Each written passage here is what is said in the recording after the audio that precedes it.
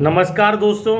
भाई साहब सुबह से छुपे बैठा था, फिर भी यार दोस्तों ने पता नहीं कहाँ से मुखबरी मेरी किसी ने कर दी और मुझे मेरे दोस्त के घर आके ढूंढ लिया और रगड़ गए मुझे यहीं पे।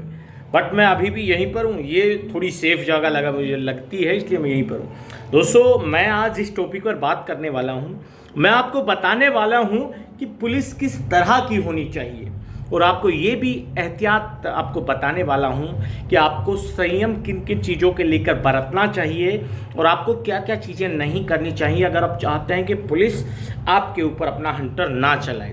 दोस्तों मैं कल परसों यूट्यूब पर शॉर्ट वीडियोस देख रहा था, तभी अचानक से मेरे सामने एक वीडियो आया जिसमें यूपी के मुख्यमंत्री योगी आदित्यनाथ के चित्र थे और उसके सामने कुछ गाली भरा हुआ एक ऑडियो चल रहा था जिसमें लगातार योगी आदित्यनाथ को गाली दे रहे थे और उसमें एक जाति को लेके, ठीक है, यानी कि हमारे चमार भाइयों की जाति को लेके भी गाली दी गई थी।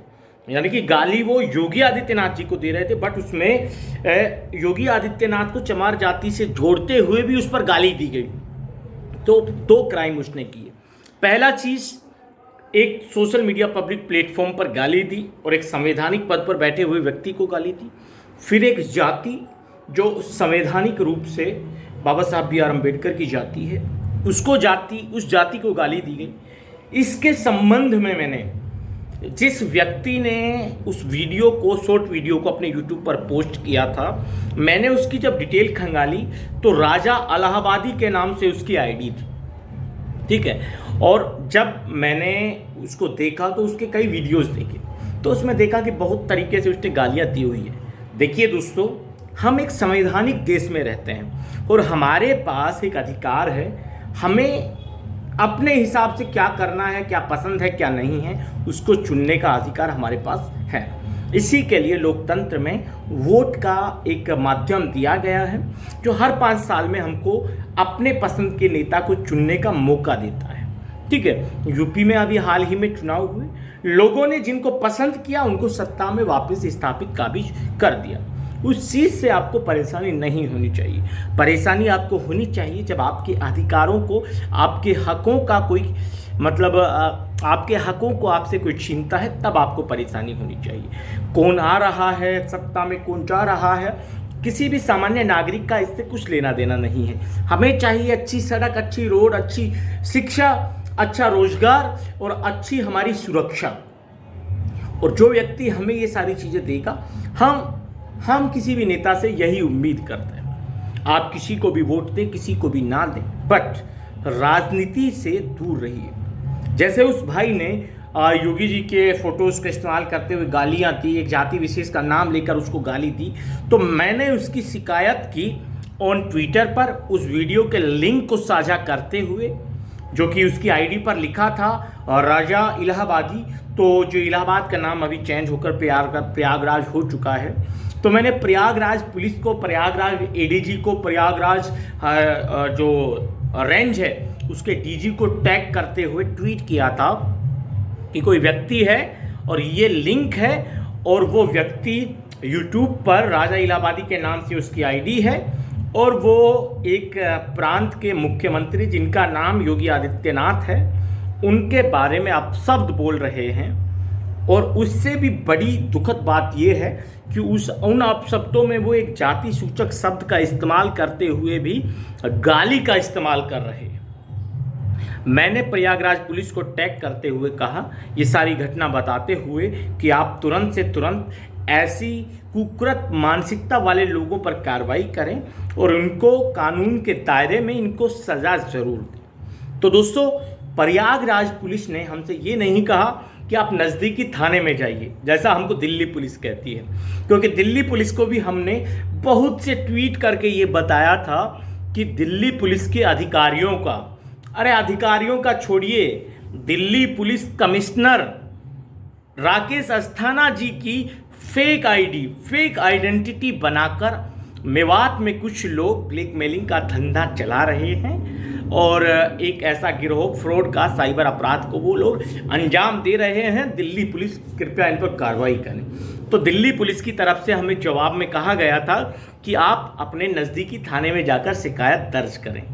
ये जवाब दिल्ली पुलिस ने हमको देकर पल्ला झाड़ लिया। बट प्रयागराज पुलिस ने हमें कुछ ऐसा जवाब नहीं दिया। प्रयागराज पुलिस ने हमको जवाब दिया कि हमने आपके ट्वीट के बारे में साइबर सेल को अवगत करवा दिया है और उस लिंक पर, जिस लिंक से योगी जी को और एक जाति को जो गाली दी गई थी, उस पर हम उसकी तह तक जाने की कोशिश कर रहे हैं। साइबर सेल को हमने इससे अवगत करवा दिया है और हम जल्द इन लोगों पर कार्रवाई करेंगे। प्रयागराज पुलिस का इतना पॉजिटिव रेस्पॉन्स जब मुझे मिला तो कहीं ना कहीं दिल से एक यार खुशी मिलती है। जब हम बड़ी उम्मीद से पुलिस को टैग कर कोई ट्वीट करते हैं तो हमें एक उम्मीद होती है कि पुलिस हमारी बात को सुनेगी और बात को समझते हुए हमने जो कहा है उस पर मतलब संविधान विधित कोई कार्रवाई करने की कोशिश भी करेगी, हमें कार्रवाई करने का आश्वासन देगी। और प्रयागराज पुलिस ने ठीक वैसा ही किया। हमको ट्वीट करके बताया कि आपका जो कंसर्न है हमने अपने साइबर सेल को भेज दिया है, वो इसको देखेंगे और देखने के बाद तो सीधी सी बात है कि वो समझ ही जाएंगे, क्योंकि उसमें एक जाति को गाली दी गई है, एक प्रदेश के मुख्यमंत्री को अपशब्द कहे गए हैं, तो उन पर कार्रवाई होनी निश्चित है।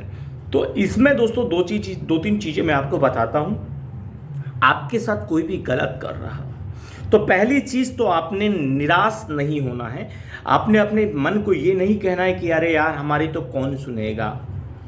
ट्विटर पर आज के देश में सरकारें चलती हैं, पुलिस स्टेशन ट्विटर पर मौजूद हैं। आपको कोई दबंग, आपको किसी आपके एरिया का कोई ऐसा बाहुबली है जो आपको परेशान करता है और आपकी थाने में कोई सुनवाई नहीं है, तो आप ट्विटर के माध्यम से अपनी शिकायत दर्ज करवा सकते हैं। 1 दिन, 2 दिन, 10 दिन, मैं तो कहता हूँ कि 1 महीने तक लगातार ट्वीट कीजिए, जब तक आपके ट्वीट शासन प्रशासन के जो जिम्मेदार व्यक्ति हैं उनकी नज़रों तक ना पड़े, जब तक आप ट्वीट करते रहें। ये जरूरी है, ठीक है, ये बहुत जरूरी। निराश नहीं होना है। आपके पास उदाहरण है, मैं भी कोई सामान्य इंसान हूँ, मैं कोई ऐसा नहीं हूँ कि भाई मुझे सरकार के लोग जानते हैं, बट जब मैं तथ्यों के आधार पर अपनी बात चाहे दिल्ली पुलिस को बताऊं चाहे यूपी पुलिस को बताऊं तो वो लोग सुनते हैं और उस पर कार्रवाई करने का भरोसा देते हैं। इसीलिए आप भी सोशल मीडिया पर एक्टिव हैं तो ये जो आपके काम के प्लेटफॉर्म्स हैं उनका इस्तेमाल करिए और इस्तेमाल करना सीखिए और पॉजिटिव मेंटलिटी रखिए कि आपके साथ अगर गलत हुआ है तो उसका इंसाफ आपको मिलेगा। सिर्फ आपको संयम बनाए रखना है और आपको इस तरह के कृत्यों से बचना है। आप किसी भी जाति के हैं, आप किसी भी पंथ से संबंध रखते हैं, आप किसी भी संप्रदाय से संबंध रखते हैं, आप किसी भी राजनीतिक विचारधारा को फॉलो करते हैं, ठीक है, तो उनकी एक सीमा होती है, एक मर्यादा होती है। उस सीमा और मर्यादा को मत लांघिए कि राजनीतिक विचारधारा के चलते आपको अपना पर्सनल निजी नुकसान हो जाए, ऐसा मत कीजिए। आपको नेता पसंद हो सकता है, नेता से आपके 1000 विरोध हो सकते हैं, पर उसकी एक सीमा होती है, एक मतलब एक लिमिटेशंस होती है कि उस दायरे में रहते हुए आप उनका विरोध कीजिए। संवैधानिक दायरे में रहकर आप चाहे किसी राजनीतिक पार्टी का समर्थन कीजिए चाहे उसका विरोध कीजिए, वो आपका संवैधानिक हक है। दुनिया की कोई ताकत, भारत की कोई पॉलिटिकल ताकत आपको आपके उस हक से, आपको आपके उस अधिकार से वंचित नहीं रख सकती। आपको योगी का विरोध करना है तो संवैधानिक तरीके से कीजिए। योगी जिंदगी भर आपका कुछ नहीं बिगाड़ पाएगा, ना ही आप पर कोई पाबंदी लगा पाएगा। बट जब आप गैर संवैधानिक तरीके से ये सब काम करते हैं तो आपको नुकसान उठाना पड़ सकता है। और मैं अपने व्यूवर्स को यही कहना चाहता हूँ कि आप भावनाओं में बहकर कभी भी किसी भी व्यक्ति को इस तरह से मतलब कोई विचारधारा से मोटिवेट होकर उसे गैर संवैधानिक तरीके से उसको हैंडल मत कीजिए। आप कर देंगे, बट आपके साथ जब वो घटना हो जाएगी, जब उसके परिणाम आपको भुगतने पड़ेंगे, उसके बाद आपको एहसास होगा कि आपने गलत किया या सही किया। दोस्तों, आज के इस वीडियो में इतना ही। जल्द मिलते हैं नया वीडियो लेकर नई जानकारी के साथ। रखिए तब तक अपना ख्याल। जय भीम, जय हिंद की सेना साथियों।